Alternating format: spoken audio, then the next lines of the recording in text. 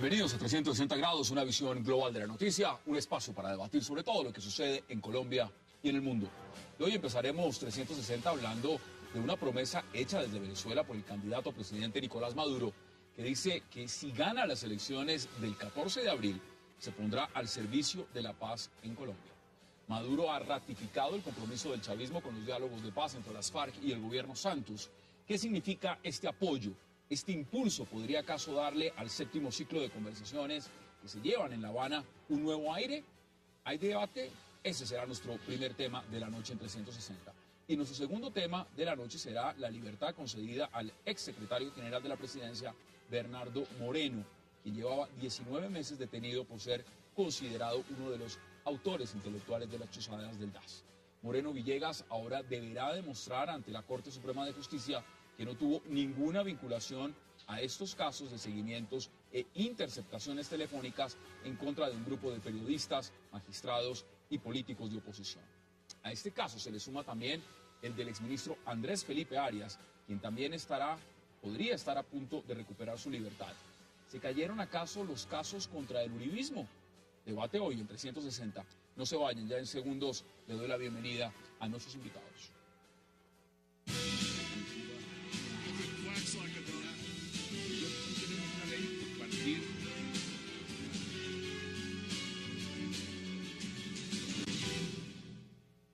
Y de inmediato le doy la bienvenida a 360 al senador Luis Carlos Avellaneda, a Francisco Bernate y a Juan Carlos Lancheros. Caballeros, qué placer y gracias por aceptar esta invitación. Muy buenas noches, senador.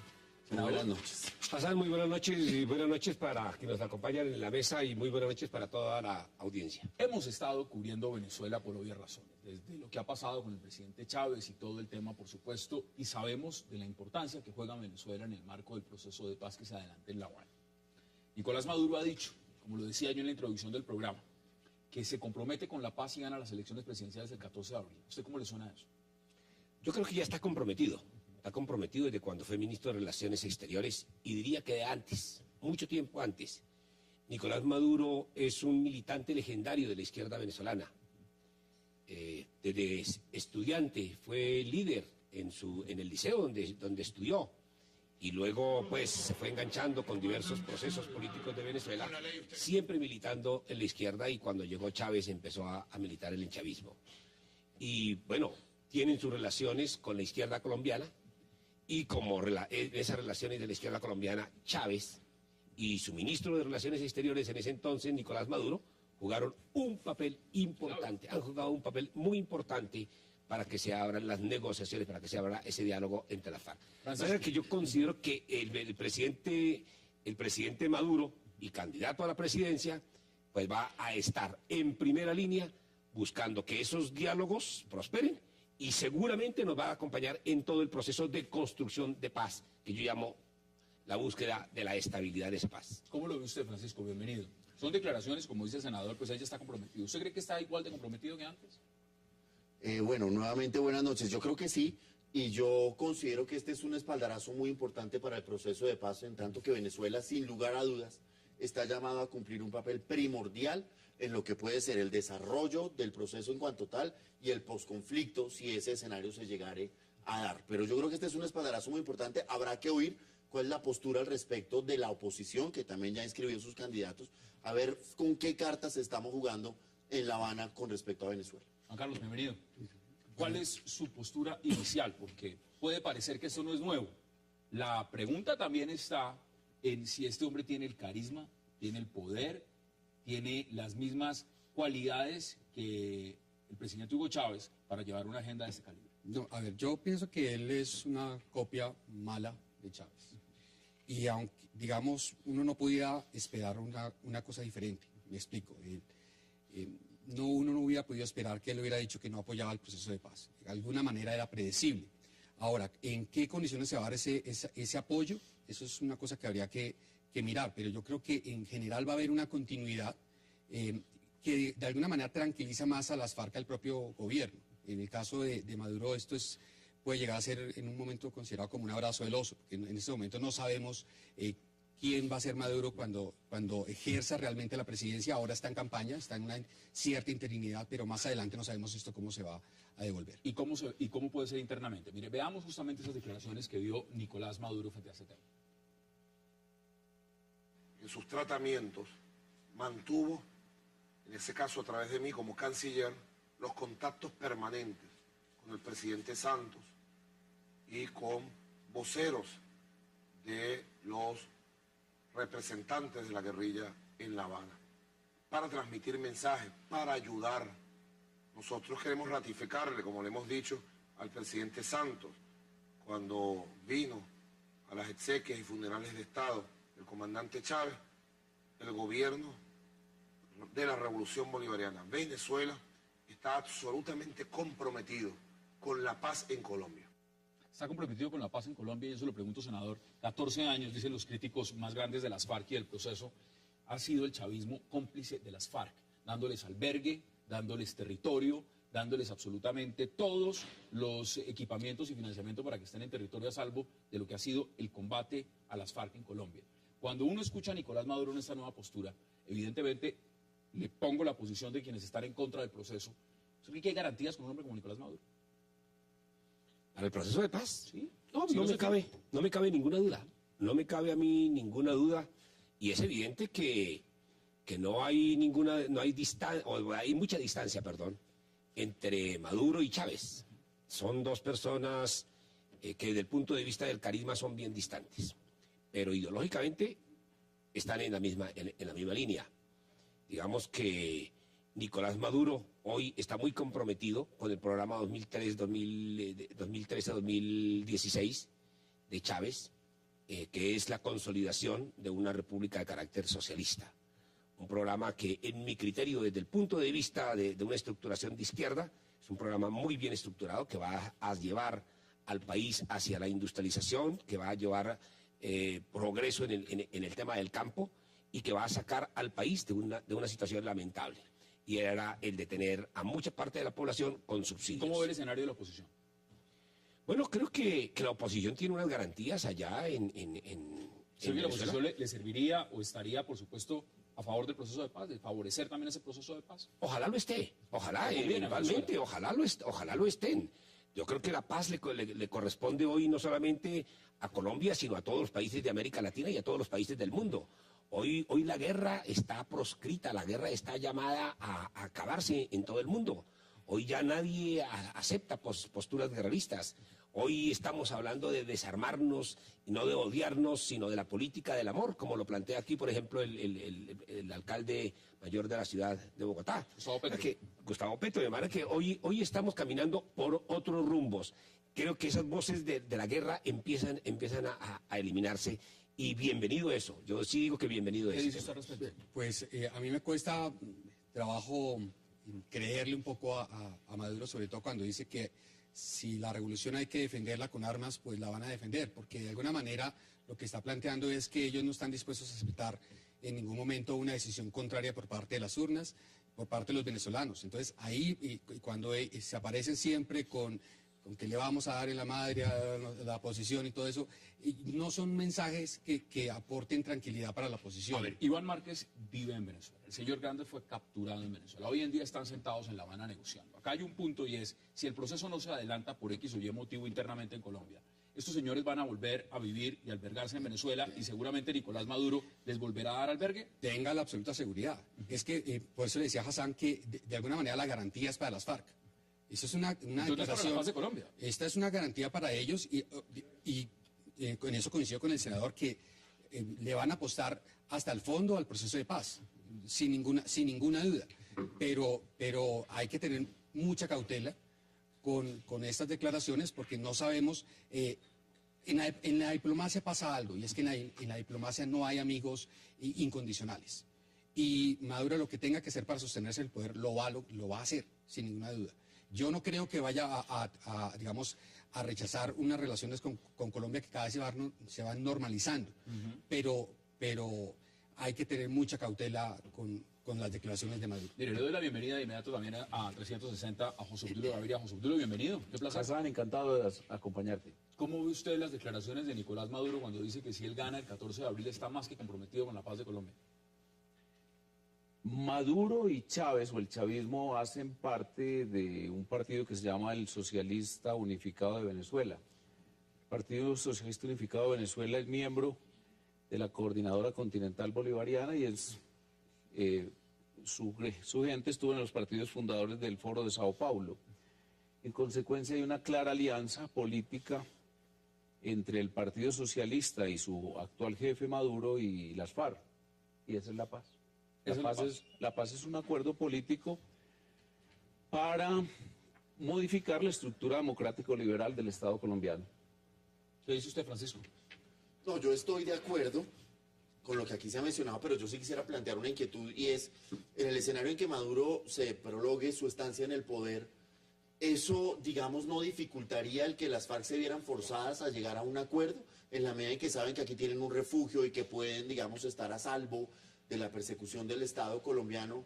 Sí creo que eso podría ir en contra de la idea de que este proceso de paz debe ser finito, debe tener un punto límite, porque mientras tengan ese lugar donde resguardarse va a ser muy complicado. Pero ya han estado, por ejemplo, congresistas, una comisión estuvo de congresistas colombianos en La Habana, hablando justamente de la importancia de que esas negociaciones se adelanten en un plazo de tiempo, porque posiblemente hay un Congreso favorable, no se sabe en las próximas elecciones. La coyuntura misma de la agenda del presidente Juan Manuel Santos ha dicho: yo no tengo una agenda abierta infinita de tiempo. Eso hay que entrarlo y definirlo porque también hay una reelección de por medio. Y Venezuela entró en esa coyuntura, en una coyuntura donde en este momento hay elecciones, murió el presidente Chávez. Todos esos factores, si uno los junta, si uno los pone sobre la mesa, dan garantías de que el proceso siga el curso normal. Esa es la pregunta que yo les hago. No, yo sí creo, yo he sido optimista desde el comienzo. ¿Ya?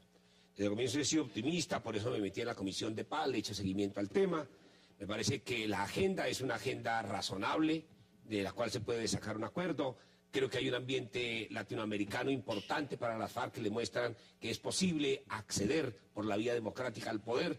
El caso de Venezuela es un claro ejemplo de eso, y hay otros casos latinoamericanos. El hecho de que el Estado no sea capaz de vencer a la guerrilla y la guerrilla no pueda acceder por la vía armada al Estado, entonces demuestra que se agota la guerra como mecanismo de acceso al poder. Es que yo creo que hay amplias posibilidades. Hay amplias posibilidades de que podamos tener un acuerdo, y lo que tú dices, la negociación viene avanzando. Se viene avanzando en uno de los temas más difíciles, que es el tema del desarrollo rural. Agrario. Ustedes me Los dirán, colombianos tienen que saber eso. Esa es la realidad.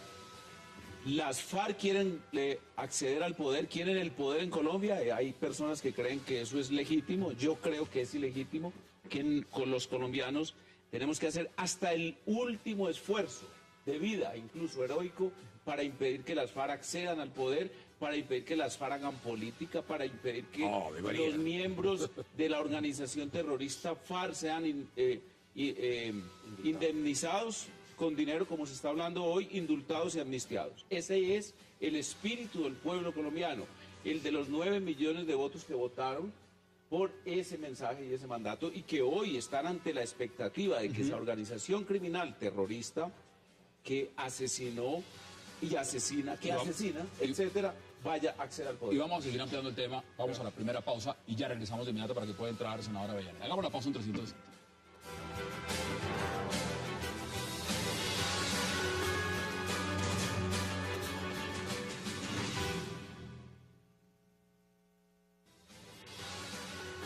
Hoy mismo, mañana y después del 14 de abril, cuando nuestro gobierno legítimo, encabezado por este hombre que está ahí, aquí, discípulo de Chávez, seguidor de sus principios, de sus ideas, cuando yo sea presidente de la República Bolivariana de Venezuela, directamente electo por el pueblo, yo me pongo al servicio el primer segundo que así sea decretado mi presidencia del presidente Santos, de las partes en conflicto, para ayudar a Colombia a la paz. Es un juramento que hemos hecho frente al comandante y lo vamos a cumplir. Eso dijo Nicolás Maduro. ¿Usted quería intervenir, senador, de lo que dijo José Obdulio? Sí, es que quiero discrepar de José Obdulio con todo el respeto, pero con toda la verticalidad también, porque yo no creo que el presidente Santos vaya a entregarle la Constitución del Estado Democrático de Derecho a la FARC. Yo no creo eso, ¿ya? Además, el presidente creo que ha sido claro en decir que no se va a abrir una constituyente, en lo cual podría encontrarse las FARC y el uribismo, que quieren constituyente. Él dice, no habrá constituyente. Y creo que los temas son muy claros. Ahí no está en juego el Estado Democrático de Derecho. No está en juego. No lo veo. En la agenda no lo veo, ¿ya? Y en segundo lugar, quiero discrepar del doctor José Obdulio en el tema de que no vamos a dejar participar en política a la FARC. Entonces, ¿qué? ¿Nos estamos toda la vida echándonos plomo? Entonces aquí la alternativa es la alternativa de la guerra, la alternativa es que sigamos generando más víctimas. 6 millones de víctimas en el país, no bastan tantos lloros de nuestras mujeres, tantas mujeres victimizadas, eso no basta. Y entonces, como si en un momento determinado les pareció legítimo que los paramilitares llegaran al Congreso de la República. ¿Cuáles llegaron? 35% del Congreso, doctor José Obdulio, en el gobierno de Uribe estuvo ocupando el Congreso de la República. 35%. La negociación con esos señores fue para que se fueran para la cárcel y punto. Esa fue la negociación.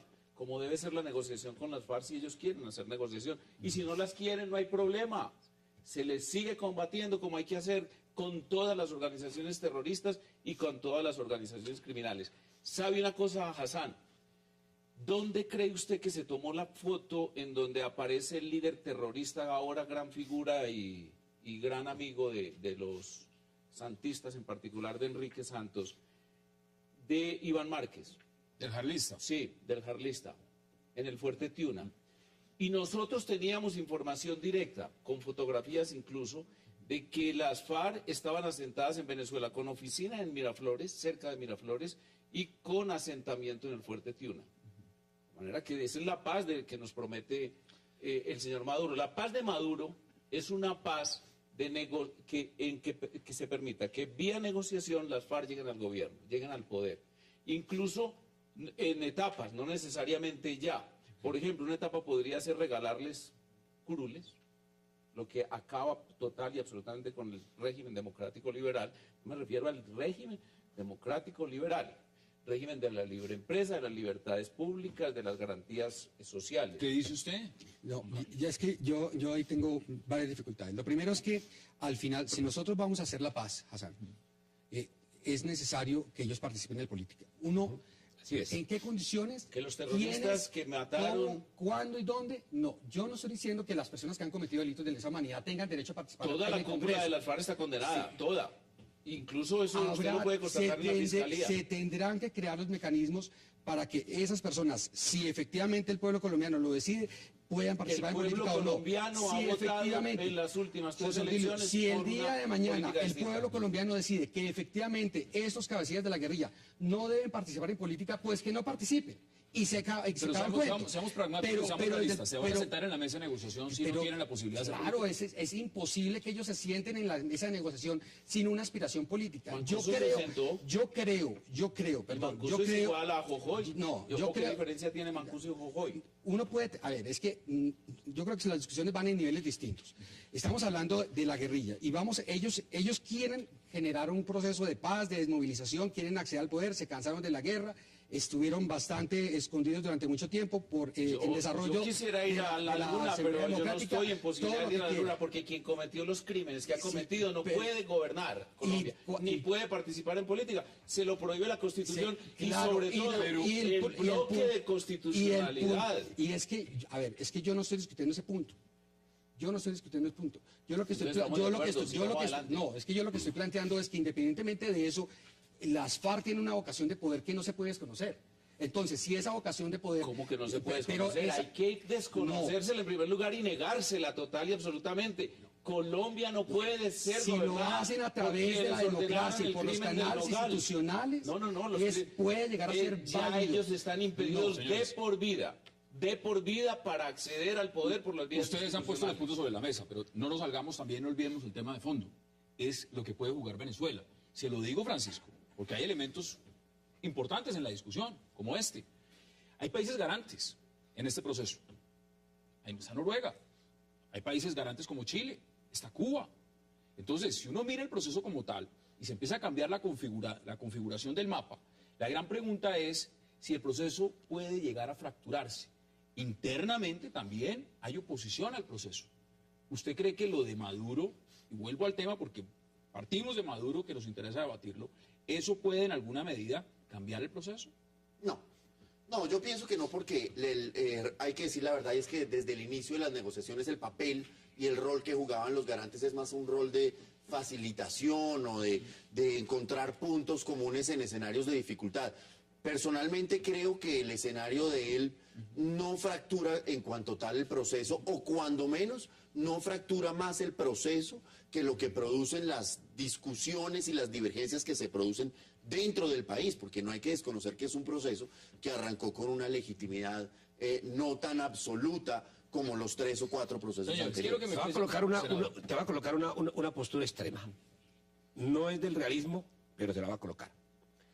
Si ganara Capriles en Venezuela, el proceso de paz en Colombia está tan arraigado que aún seguiría siendo Capriles enemigo de la paz en Siendo Colombia. Capriles. Esa es su posición. Sí. Además, a Venezuela le conviene. Porque creo que el proceso de paz en Colombia se está arraigando demasiado. Deme sus Pero conclusiones, deme sus eso sí, conclusiones pero en eso 40 sí, segundos. pero eso sí supone una presión para las FARC, porque no es lo mismo tener el colchón de Chávez o de Maduro que 14 Puede ser, años de puede ser, respaldo sí, no es lo mismo, no es lo puede mismo ser. si llegara Capriles. Y yo sí creo que Capriles tendría una posición completamente diferente a la que ha tenido Maduro y Chávez durante todos estos años. Pues lo que sí sabemos es que Maduro, como Chávez, harán hasta lo imposible porque las FARC gobiernan a Colombia. Y es decir, el chavismo, harán hasta lo imposible. Los textos escritos en la o que están en la correspondencia entre Reyes y el Partido Socialista, primero, y Chávez mismo, y Diosdado Cabello, y sobre todo Rodríguez Chacín, es que iban a aportar 300 millones de dólares en efectivo para esa causa.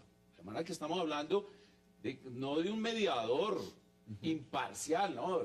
El señor Maduro lo que quiere es imponer un régimen chavista en Colombia y lo va a hacer, y va a intentarlo porque ellos son expansionistas hasta donde puedan y hasta Pero donde por la deban. vía democrática no lo van a hacer. Quedan 40 Por eso, segundos. que la Francisco. vía Deme sus democrática es la conclusiones para que que vayamos impide que se avanzando. hagan acuerdos con el chavismo y con las FARC. Eso de que está consolidado el proceso de paz, comillas, que eso no existe, sino la negociación para otorgarle poder a las FARC, eso es falso.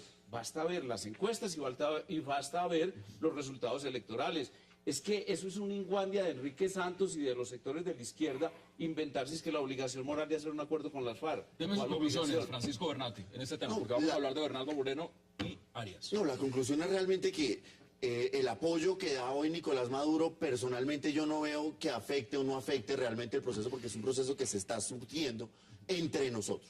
Creo sí que una posición contraria donde Capriles asumiera el poder sí pone a las FARC mucho más serios a la hora de sentarse en la mesa. Bueno, vamos a la pausa en 360 porque al regreso vamos a hablar del proceso, por supuesto, de Bernardo Moreno, el exsecretario privado de la presidencia que hoy quedó en libertad. Ya volvemos con ese tema.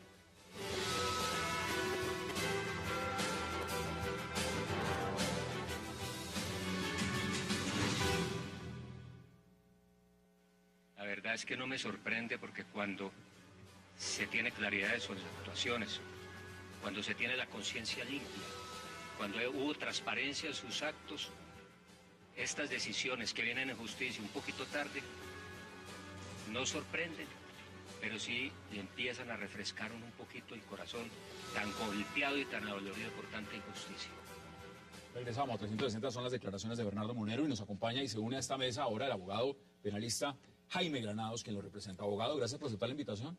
Gracias, Hassan, por estar otra vez aquí en tu programa y en esta compañía. Bueno, cuéntenos exactamente qué pasó. Que lo que estamos viendo es una decisión de un magistrado y esto es un marco que tiene que ver de gran relevancia para Colombia por el tema de las famosas chuzadas del DAS.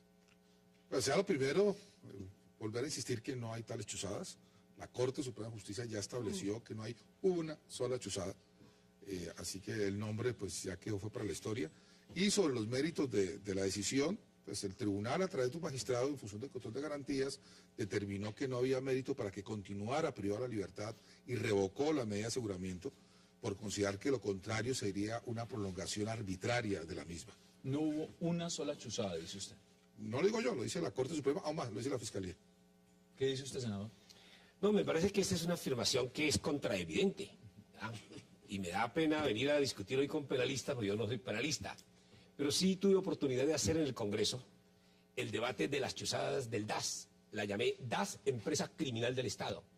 Una empresa montada en el gobierno del presidente Uribe para desprestigiar a la Corte Suprema de Justicia, para desprestigiar a la oposición y para desprestigiar a determinados medios de comunicación, con un fin que lo llamaron fin de Estado, que no era otra cosa que colocar al presidente Uribe en posición de poderse reelegir. Y para eso desprestigiar, repito, a la oposición, a la Corte y a medios de comunicación. Esa fue verdaderamente una empresa criminal, al punto de que el Congreso de la República tuvo que eliminar el DAS para ver cómo se extirpa ese caos de corrupción que generó el DAS. Un presidente amado por el pueblo como Álvaro Uribe Vélez, y como lo van a tener que ver en las elecciones de marzo, haciendo ese tipo de intrigas y de trámites. Qué abuso, qué descaro, qué injusticia, qué calumnia.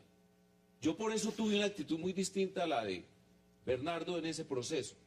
Yo me negué a reconocer el solo hecho de que fuésemos sometidos a ese oprobio. Porque si alguien como presidente de la República no tuvo sino interés, disposición, actitud favorable a darle todas las garantías a la oposición, a que Piedad dijera lo que le diera la gana, como lo hizo en todas las ciudades del mundo, a que los senadores y representantes del Polo no fuesen agredidos ni tocados con el pétalo de una rosa, fue el presidente Uribe. Todo ese montaje del cual ustedes disfrutan, y que yo hoy como opositor disfruto porque es consecuencia de eso, fue una decisión del presidente Uribe. El presidente Uribe es un demócrata integral. ¿Qué dice usted? El que fue chuzado, Hassan, el presidente Uribe, y a ellos les importó un comino, e incluso se burlaron de la exigencia nuestra de que se persiguiera. A mí me chuzaron permanentemente y públicamente transmitieron conversaciones con un cónsul en Venezuela. Les importó un comino. ¿Qué dice usted? Nosotros fuimos perseguidos miserable y descaradamente por la mayoría de la sala penal de la Corte Suprema de Justicia, a la que yo denominé en aquella época, que es distinta hoy, el partido de oposición, un partido de oposición con mecanismos aleves contra el presidente Uribe. ¿Qué dice? Bueno, yo tengo, por supuesto, como lo ha notado el doctor José Obdulio, diferencias de enfoque y de criterio frente al caso. Pero creo que hoy no estamos discutiendo tanto las incidencias del doctor José Obdulio sobre este caso, sino la suerte de Bernardo Moreno. Y ya que usted, senador, ha dicho que tiene las evidencias de que hubo las tales chuzadas, pues qué bueno, me gustaría que usted las llevara a la Corte Suprema de Justicia, porque le cuento, yo que estaba ya sentado en 19 sesiones del juicio, no hay una sola. Aún más, pedí que se hiciera un estudio del laboratorio de acústica forense para determinar si había chuzadas, a quienes había interceptado. La fiscalía se opuso porque dijo que aquí no había ninguna chuzada y la Corte hizo caso y no decretó ninguna prueba. Y qué bueno, doctor Jaime.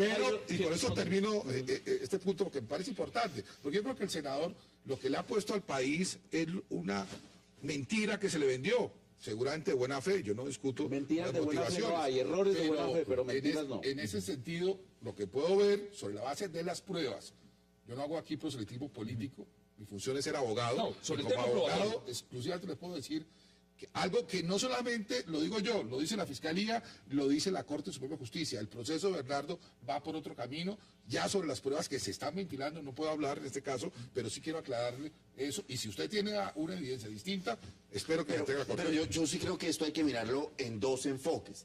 Primero, en el enfoque en el que se dan estos procesos, unos procesos que sí se refieren a hechos concretos frente a un sector político, como el de agroingreso seguro, como el de las chuzadas del DAS, procesos que llevan 1 año y medio y que desafortunadamente no han producido absolutamente nada diferente a privaciones ilícitas de la libertad. La pregunta que tiene que hacerse hoy el país es, ¿era necesario tener a una persona 17 meses en la cárcel? ¿Es justo que el señor Andrés Felipe Arias siga en la cárcel esperando cuánto tiempo más?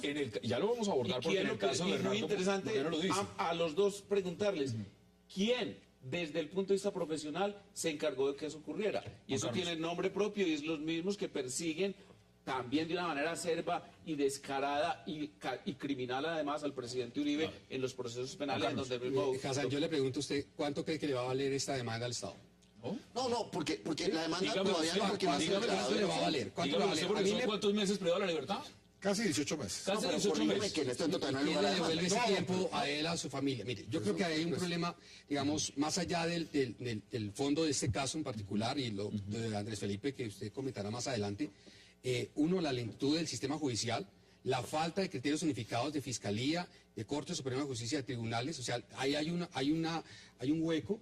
Se supone que la Corte Suprema de Justicia, la Sala Penal, debe servir para unificar, digamos, la interpretación de las normas, y acá cada juzgado y cada tribunal falla con su propio código.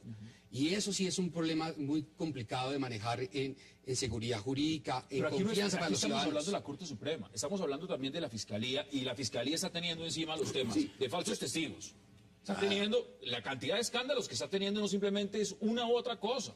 Ahora, ¿qué significa que se caiga la estantería en este caso para la Fiscalía también? Yo se los pregunto. Pero es que ya se Es un había venido problema de cayendo hace legitimidad, mucho es un tiempo. problema de legitimidad, de credibilidad del Estado de Derecho. Y hay un llamamiento que ha hecho la propia Corte Suprema hacia una mayor ortodoxia y respeto a los principios. En decisión de 27 de febrero de este año, está caliente, la Corte exhortó a todas las ramas del poder público, de hecho le hizo un tirón de orejas al Poder Legislativo por estar desarrollando un sistema desproporcionado de penas. De estar con una punición exagerada, estar irrespetando esas garantías. Y yo creo que es hora de hacer un alto en el camino. Pero una pregunta, y te la quiero hacer a ti. En eso quiero ponerme en algo de acuerdo con ustedes. Uno, durante el gobierno del presidente Uribe, el Congreso de la República, a instancias del gobierno nacional, se dedicó a aumentar penas y penas y penas, ¿verdad? Y a desconfigurar la última normativa en materia penal y en materia procesal penal. Al punto que hoy tenemos un hacinamiento que supera el 50%. En un debate de control político que hice apenas el año pasado en la Comisión Primera Constitucional, oye, mostré eso, pero es culpa del Congreso de la República, porque tenemos Esas cifras Puede ser parcialmente así, pero también hay que reconocer ¿Cuántas que los personas hay jueces... presas en ese momento? Claro, ¿Cuántas hay 180.000 porque es que presos. en muchas ocasiones, el 180.000 principio presos. Y aquí... esos 180.000 presos, ¿cuántas de estas personas están en esa circunstancia? Es decir, que sencillamente, como lo dicen los mismos órganos de control, dicen, no hay prueba que indique que puede obstruir la justicia. Ya se presentaron las pruebas en el caso de Bernardo Romero. Pero es que lo más grave... Perdón. Vamos a hablar también del caso de Andrés Felipe Arias, Claro. que ahora están diciendo que no le conceden la libertad porque la Fiscalía considera en parte que puede manipular o influenciar el proceso por Twitter. Y él no maneja Twitter. Pero es que ese es el problema. sí, Los criterios para privar de la libertad a una persona, que en la ley eran más o menos concretos, se han ido ampliando. Que el doctor Jaime Granados nos cuente cuántas teorías nos inventaron, que la complejidad de la investigación, que la no sé qué, para prolongar Cada la juzgado estancia de tiene las su código. personas en la Cada prisión. juzgado tiene su los código. los argumentos para privar a una persona de libertad. El señor Andrés Felipe Arias está preso por ir a visitar a unas personas en la cárcel cuya conversación no conocemos. El señor Bernardo Moreno por hablar con una emisora. Los señores de Agroingreso Seguro por haber estudiado en una universidad. ¿Qué es lo que está pasando con la libertad en Colombia? ¿Cuál es el valor que le damos a la libertad? Una persecución política sistemática a todo lo que sonara a Uribe. Por eso un caso parecido o igual, como el de Sigifredo López, se solucionó rápidamente porque no era un uribista. Pero la prisión de Bernardo Moreno es una prisión de prisionero político. La prisión de Andrés Felipe Arias es la prisión de un prisionero político, de unos enemigos del gobierno del presidente. Hoy la Procuraduría está diciendo que avala la solicitud de libertad de Andrés Felipe Arias. Considera que no hay argumentos para sostener una medida de aseguramiento en contra del egreso. Esto lo estoy leyendo aquí de primera página del diario El Espectador, un diario de Revolución Colombia. Yo les pregunto a ustedes, si esa es la perspectiva, y aquí tengo un problema de sonido interno, ya lo vamos a resolver, si esa es la perspectiva, ¿qué podemos esperar nosotros de otros procesos que no son reconocidos? ¿Qué dice usted? Digamos, acá tenemos varios problemas. Uno de ellos es la participación, o sea, la influencia de los medios de comunicación en los jueces. Los jueces se dejan en muchas ocasiones permear por los estados de opinión de las redes sociales a favor o en contra de quien más bulla haga. Y cuando usted pone a un juez a actuar de manera política, usualmente se equivoca. Entonces, un poco la discusión es ¿por qué no buscamos y por qué no hacemos una apuesta real para que los jueces fallen en derecho? Con base a las pruebas, no con base en si esta noticia me va a dar mayor publicidad y me va a permitir una sanción el día de mañana. En honor a la verdad, yo creo que la responsabilidad de los jueces es francamente residual. Me parece que los jueces hacen lo que pueden y con muchas limitaciones. Donde veo realmente parte del problema, ya lo vimos, el legislativo, en parte el ejecutivo, pero ciertamente la fiscalía. Miren lo que pasó hoy. Pregunta a la fiscalía. Hoy, ¿qué pasó? La Procuraduría estuvo de acuerdo en que se revocara la medida de aseguramiento de Hernando Moreno y hizo una excelente exposición. ¿Por qué la fiscalía tosudamente se opuso cuando lo pedimos e incluso presentó recurso de reposición en contra del magistrado, que es una decisión impecable, ordenó la libertad en esta revocatoria? ¿Por qué la fiscalía está tan empecinada en tener a la gente presa? Que asuma la responsabilidad cuando yo se lo pregunto. El problema está en la fiscalía. Bueno, yo se lo pregunto. Es que el tema de fondo, no hay suficientes antecedentes que se han debatido no solamente en esta mesa, en suficientes escenarios, de casos que son de políticos, de privados, de independientes, donde se está mirando que los hechos que pone la fiscalía sobre la mesa se derrumban con facilidad. ¿Qué nos dice eso del cuestionamiento de uno de los órganos más importantes en el sistema judicial en Colombia? Pues es uno de los más importantes, de los más grandes y de los más costosos, porque yo creo que en algún momento del camino se perdió la idea del rol del fiscal y se entendió que el rol del fiscal era ser el enemigo del ciudadano y apelar la inocencia y apelar la libertad, y tenían que privar de la libertad, meter a la gente presa y después vamos arreglando sobre el camino. También hay que decir que en este caso los jueces no solo se ven limitados por el tema de los medios de comunicación, sino también cada juez que en Colombia da una libertad tiene 10 investigaciones encima. También hay que reconocer que hay una responsabilidad de las autoridades de control que no permiten que los jueces tomen sus decisiones en derecho. Hassan, el senador decía ahora que el uribismo va a coincidir con las FARC en lo de la constituyente. Eso es falso. Una constituyente tipo FARC es una constituyente para ellos allanar el camino hacia el poder y convertir a Colombia en una dictadura tipo chavista.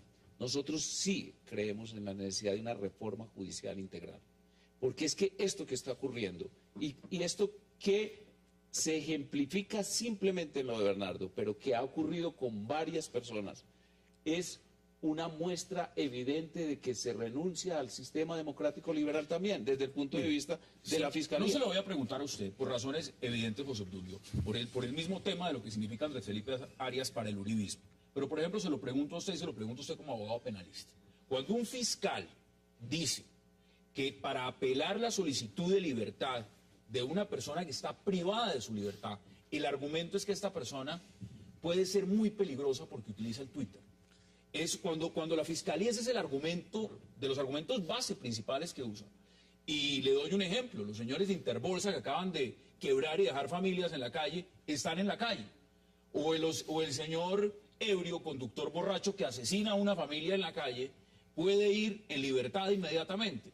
¿Es eso coherente? O sea, ¿eso es coherente? Sí, es coherente porque no son uribistas. ¿Esos argumentos? En el tema del Twitter, la verdad es una caricatura de lo que debe ser un fiscal. Es inaudito que un fiscal sea capaz, delante de una audiencia, frente a un juez que representa a la majestad de la justicia, venir a decir que una persona, quien sea Andrés Felipe, sea cualquier ser humano, no puede estar en libertad porque utiliza el Twitter. Es una burla a la justicia. Pero eso lo vimos hoy. Más cuando no está acreditado que él es quien lo use. Porque entiendo que esa es una cuenta no oficial. Hassan, mira, yo estoy de acuerdo, creo estar de acuerdo aquí con todos en una cosa. El principio pro libertate es un principio que debe imperar en la sociedad colombiana, ¿ya? Y en consecuencia, la detención preventiva debe ser solamente excepcional y en casos bien excepcionales, ¿ya? En el caso de Andrés Felipe, lo que yo pude observar en un momento determinado es que se le dijo que él estaba obstruyendo la justicia. Y ese es un caso que está excepcionado para dejar a la persona en libertad y puede generar entonces en consecuencia la detención preventiva. Senador, yo se lo pregunto porque aquí ha pasado en esta misma mesa, en el caso de Bernardo, lo hemos debatido de una señora que secuestró a un bebé y el juez la dejó en libertad porque dijo que no era un peligro para la sociedad. Si uno se pregunta cuáles son las bases, los elementos que se están teniendo en Colombia para tener a una persona detenida y a otra no, y uno pone los dos elementos sobre la mesa, que los dos se han debatido en esta mesa, ustedes me darán la respuesta. Yo simplemente lanzo las preguntas. Deme su respuesta. Digamos, ¿cómo se explica eso? Es que un secuestrador va libre y alguien por usar el Twitter puede ser un peligro para la sociedad. ¿Cómo se explica eso? No, es que eso no tiene... O sea, no, ¿es persecución política? ¿Es ensañamiento de la justicia? No hay justificación, no hay justificación para eso. Digamos, las normas penales hoy le otorgan una gran discrecionalidad a los fiscales, a los jueces.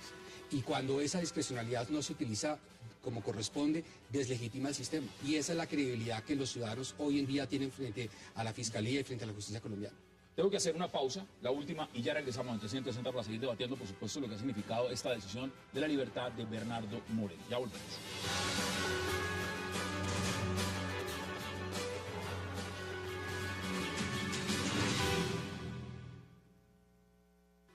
Nunca, jamás, ni se me llegó a pasar por la cabeza pedirle a alguien, ni funcionario o exfuncionario particular, que cambiara el sentido de una declaración o que declarara en cierta forma. Nunca, jamás.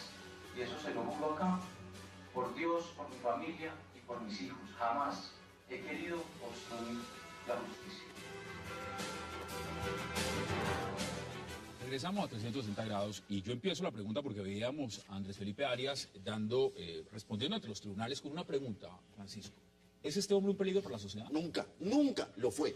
Ese concepto de peligro para la sociedad en Colombia se volvió el concepto más abstracto, más etéreo, y hay que reconocer que en estos casos, en Colombia y en absolutamente todos los casos, porque estos son casos visibles, pero de aquí para abajo, lo que sucede con el ciudadano de a pie es que siempre se va a pedir su privación de la libertad y que para asumir su defensa tiene que asumir el golpazo de estar 6 meses en la cárcel.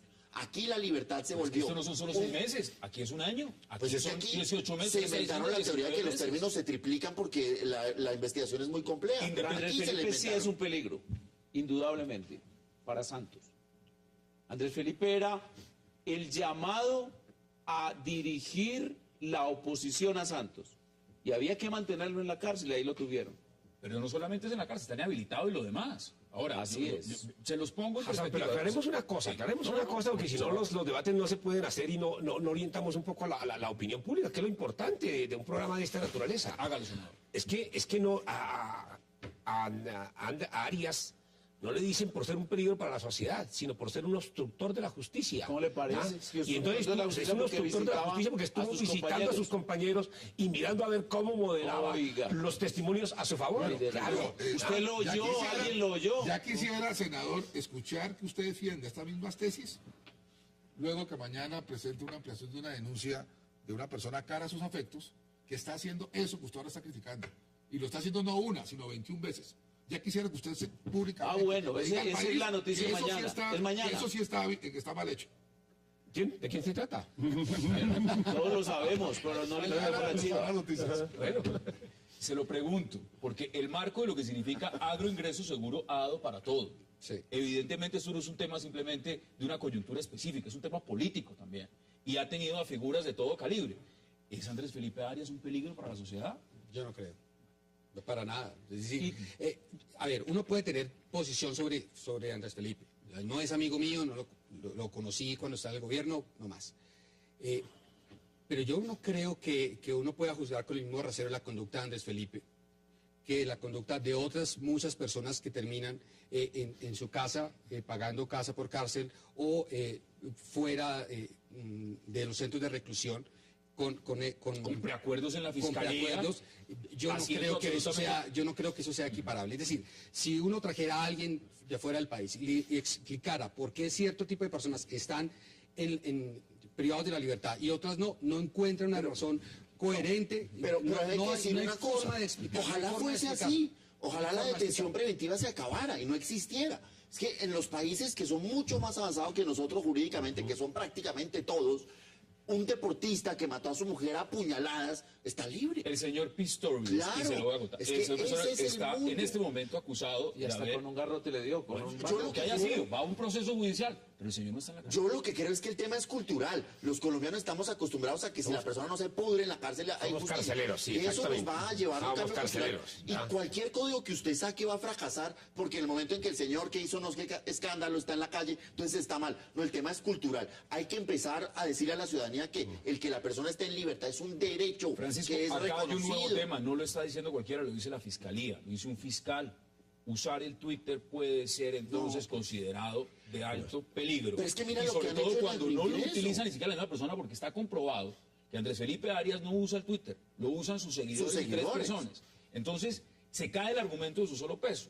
La gran pregunta es, esto es un caso notorio, que nos tiene sentados en esta mesa debatiendo como lo puede ser el de Bernardo Moreno. Pero es que ¿cuántos casos? El caso son de peores que este? agroingreso, el caso de agroingreso, dime tú cuál es la razón por la que estos muchachos funcionarios de escritorio estuvieron en la Les cárcel. pongo un ejemplo que es más dramático. Ustedes saben que una ex primera dama de la nación, la viuda del expresidente Víctor Mosquera, está acusada y sometida al escarnio de un proceso simplemente por ser uribista, por haber apoyado el referendo, como otros Guillermo ilustres colombianos. Giraldo. No hay derecho, No hay derecho. no hay derecho, los excesos de la fiscalía. Es que aquí lo que debemos tener en Sí, cuenta es eso. persecución, senador, o no, o sencillamente es otra Pero cosa. persecución contra Claro, todos ya. los colombianos. No, Mira, lo que pasa eso es horrible. lo que pasa es que en el gobierno del presidente Uribe, con el mal ejemplo del presidente Uribe, ¿ya? El gobierno en general se desmadró a cometer actos de corrupción. Entonces usted ve agroingreso seguro, usted ve el tema del DAS, usted ve al propio presidente de la República mirando a ver cómo se compraban unos votos para la reelección. ¿No le parece? ¿Ah? Entonces, Se desmadraron un cúmulo- ustedes un a cúmulo de calumniar a un corrupción, gobierno un popular. cúmulo de corrupción que todavía no ha sido juzgado en el país. Ahora, aquí estamos Este fue seguro uno de los, que este fue uno de Andrés los Felipe peores Arias, gobiernos. mire, Uno Andrés de los Felipe peores Arias. gobiernos. Senador, ¿usted se toma en serio, de verdad, los principios que dice defender? Claro que sí. Entonces usted tendrá que coincidir conmigo que existe un principio que se llama presunción de inocencia. Sí, Y también. que uno no puede hacer ese tipo de afirmaciones hasta que no estén probadas en un juicio. Yo lo estoy haciendo como Eso parlamentario. lo hicieron sistemáticamente. Estoy haciendo como parlamentario. Hay una licencia En para agosto, decir del otras cosas. en agosto del Lo estoy 2010, haciendo como recién parlamentario porque posesionado conocí cómo se compraron los votos 30 de segundos. Gilles Medina y de en Teodorito agosto del Avendaño. 2010, No se ha pronunciado. recién posesionado Juan Camilo No se va a Restauración pronunciar. Triné sobre la política que iba a conducir al desmadre de la economía agropecuaria en Colombia y está ocurriendo y de ahí los paros. Y Andrés Felipe Arias ha denunciado Causa ese del hecho. Tratado de Libre Comercio que impulsó Uribe. Solicitaba pruebas que reposaban en los archivos del Ministerio de Agricultura y el ministro ordenaba que no se expidieran y que se produjeran mediante procesos larguísimos, lentísimos de derechos de petición, etcétera. Contra Andrés Felipe Arias ha habido eso que El hace el senador. 19, el lunes Calumnia. sabremos exactamente qué va a pasar. Deme sus conclusiones en 20 segundos. Mire, en el caso de Andrés Felipe, a mí me parece que es claro que hubo una indignación de la gente por el tema de cómo se distribuyeron los subsidios. Y eso le generó una indignación tal que querían que alguien pagara cárcel. Y Es que el proceso puede adelantar, la gran pregunta tenía que ser al que lo encontraron fue Andrés Felipe. Y la única manera en que, o sea, es que aquí no basta con abrir un proceso, es que alguien tiene que estar en la cárcel y alguien tiene que dar la cara. Y eso es lo que a mí me parece realmente deleznable. Deme sus conclusiones en 20 segundos, porque nos queda, quiero darle 20 también al senador y 20 al senador. Pasa, yo creo que aquí lo más importante, más allá del caso Bernardo, que en buena hora está libre, y el de Andrés Felipe, que espero que así sea, es el hecho de establecer responsabilidades.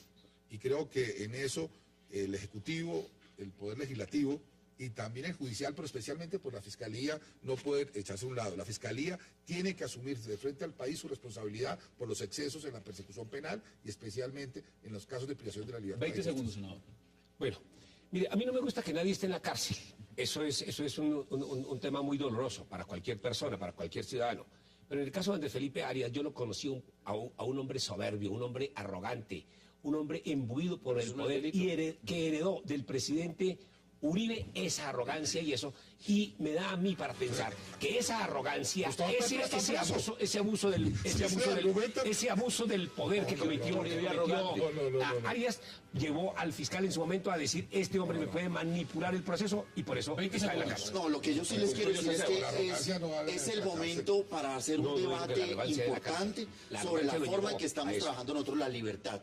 La privación de la libertad de ser excepcional. Tenemos unas penas disparadas, las cárceles hacinadas. Es hora de hacer un debate serio, tener que acabar esa institución y dar otras posibilidades como todos los países civilizados del mundo. Señores, gracias por aceptar la invitación esta noche y por haber debatido con nosotros. A ustedes, gracias por acompañarnos. Nos vemos mañana y a la misma hora, 8 p.m. en Cable Noticias, para seguir debatiendo la agenda política de Colombia y del mundo. Es una próxima oportunidad.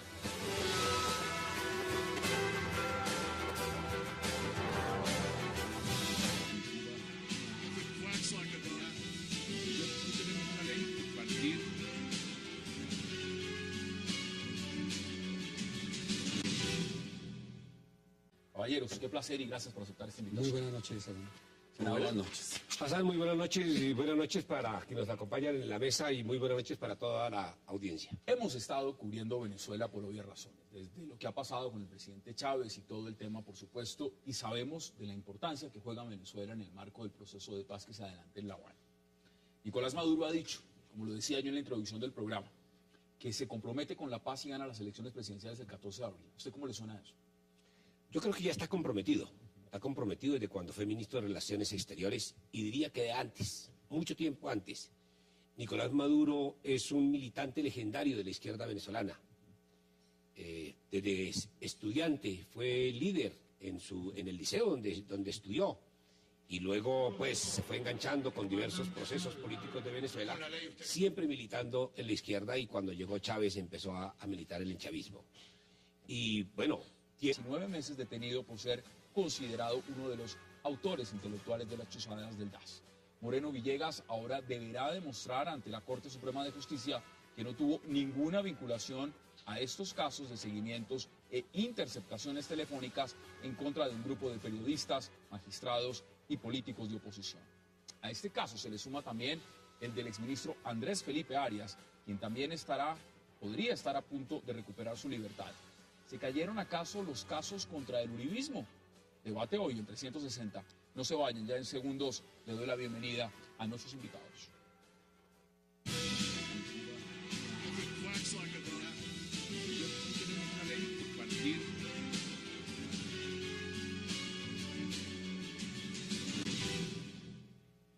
Y de inmediato le doy la bienvenida a 360 al senador Luis Carlos Avellaneda, a Francisco Bernate y a Juan Carlos Lancheros. Conflicto si ese escenario se llegare a dar. Pero yo creo que este es un espaldarazo muy importante. Habrá que oír cuál es la postura al respecto de la oposición, que también ya inscribió sus candidatos, a ver con qué cartas estamos jugando en La Habana con respecto a Venezuela. Juan Carlos, bienvenido. ¿Cuál es su postura inicial? Porque puede parecer que esto no es nuevo. La pregunta también está en si este hombre tiene el carisma, tiene el poder, tiene las mismas cualidades que el presidente Hugo Chávez para llevar una agenda de este calibre. No, a ver, yo pienso que él es una copia mala de Chávez. Y aunque, digamos, uno no podía esperar una cosa diferente, me explico. Uno no hubiera podido esperar que él hubiera dicho que no apoyaba el proceso de paz. De alguna manera era predecible. Ahora, ¿en qué condiciones se va a dar ese apoyo? Eso es una cosa que habría que mirar, pero yo creo que en general va a haber una continuidad que de alguna manera tranquiliza más a las FARC que al propio...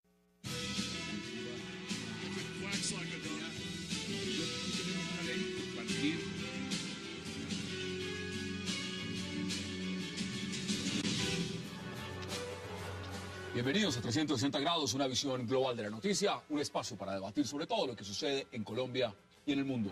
Y hoy empezaremos 360 hablando de una promesa hecha desde Venezuela por el candidato a presidente Nicolás Maduro, que dice que si gana las elecciones del 14 de abril, se pondrá al servicio de la paz en Colombia. Maduro ha ratificado el compromiso del chavismo con los diálogos de paz entre las FARC y el gobierno Santos. ¿Qué significa este apoyo? ¿Este impulso podría acaso darle al séptimo ciclo de conversaciones que se llevan en La Habana un nuevo aire? ¿Hay debate? Ese será nuestro primer tema de la noche en 360. Y nuestro segundo tema de la noche será la libertad concedida al exsecretario general de la presidencia, Bernardo Moreno, quien llevaba 10 años en sus relaciones con la izquierda colombiana, y como en esas relaciones de la izquierda colombiana, Chávez y su ministro de Relaciones Exteriores en ese entonces, Nicolás Maduro, jugaron un papel importante, han jugado un papel muy importante para que se abran las negociaciones, para que se abra ese diálogo entre las FARC. De manera que yo considero que el presidente Maduro, y candidato a la presidencia, pues va a estar en primera línea buscando que esos diálogos prosperen, y seguramente nos va a acompañar en todo el proceso de construcción de paz, que yo llamo la búsqueda de la estabilidad de esa paz. ¿Cómo lo ve usted, Francisco? Bienvenido.